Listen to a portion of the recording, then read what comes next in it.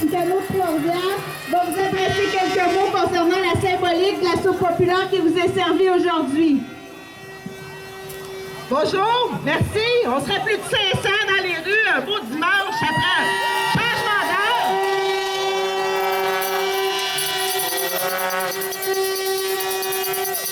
Je suis fière de mes régions ce matin. Notre bon premier ministre nous dit que son gouvernement fait preuve de rigueur dans sa gestion des finances publiques. Mais on apprend qu'il va augmenter le salaire des députés pendant qu'au Nouveau-Brunswick, ils vont le baisser. Essayez de comprendre de quoi. Il nous parle de rigueur, mais comment ça se fait qu'un député ministre démissionnaire va avoir une prime?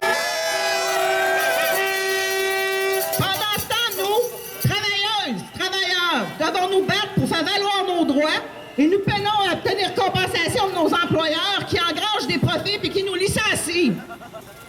Peut-on parler de rigueur quand un ministre intimiderait les directeurs d'établissements de santé afin d'y nommer des amis personnels dans des fonctions bien spécifiques? C'est pas de la rigueur, c'est de l'ingérence, c'est de l'abus de pouvoir. Monsieur Barrette, mêlez-vous de vos affaires. Occupez-vous de nous donner suffisamment de médecins et d'infirmières, d'intervenants sociaux pour offrir les services nécessaires à la population, plutôt que de dépenser notre argent dans des réformes inutiles qui ne serviront qu'à faire avancer les plans de privatisation des services publics. Des services de qualité avant les amitiés.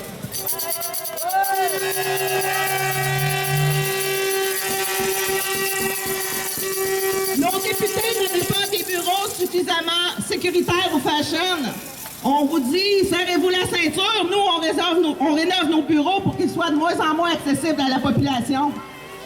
On se dit accessible, mais essayons donc d'entrer dans un bureau de député libéral sans devoir attendre qu'on vous ouvre la porte. Mesdames, messieurs, vous avez été élus pour nous, par nous, mais que faites-vous? Nous ne pouvons avoir confiance dans des élus qui ont peur de leurs électeurs au point de tenir leur porte barrée pendant les heures d'ouverture. Maudite gang de peureux!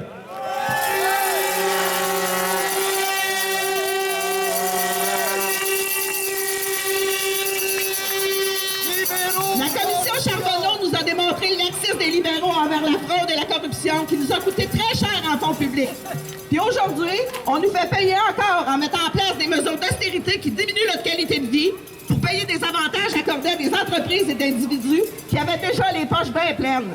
Non, non et non. Jamais plus, M. Couillard. Descendez de votre nuage gonflé de dollars et redistribuez la richesse.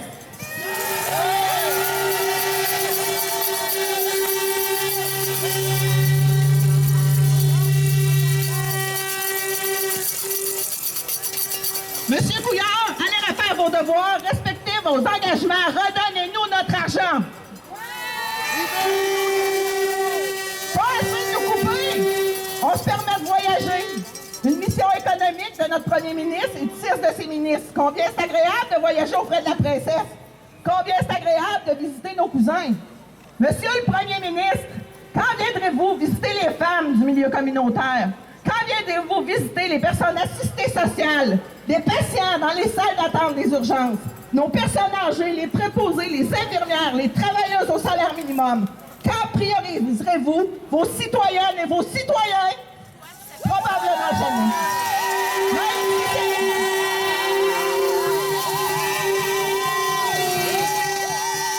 Probablement jamais. Même si c'est nous qui payons vos frais de déplacement et vos salaires, n'est-ce pas? L'argent, il y en a. Il y en a dans les poches du patronat. Il y en a dans les poches des multinationales. Faudrait pas aller piger là, hein? Vos amis, vos donateurs, ils seraient pas contents. Mais là, M. Couillard, c'est vos électeurs, vos citoyennes, vos citoyens qui sont pas contents. Nous sommes même en colère.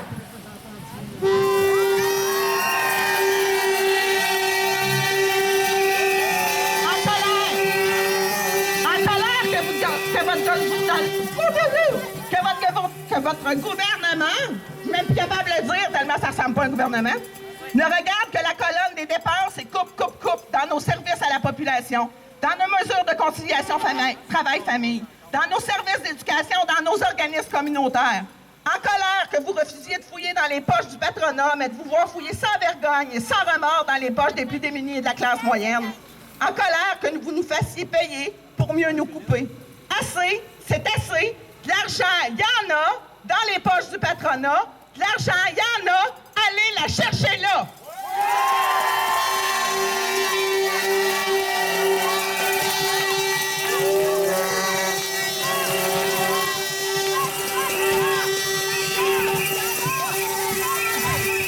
Non aux mesures d'austérité, oui à la solidarité.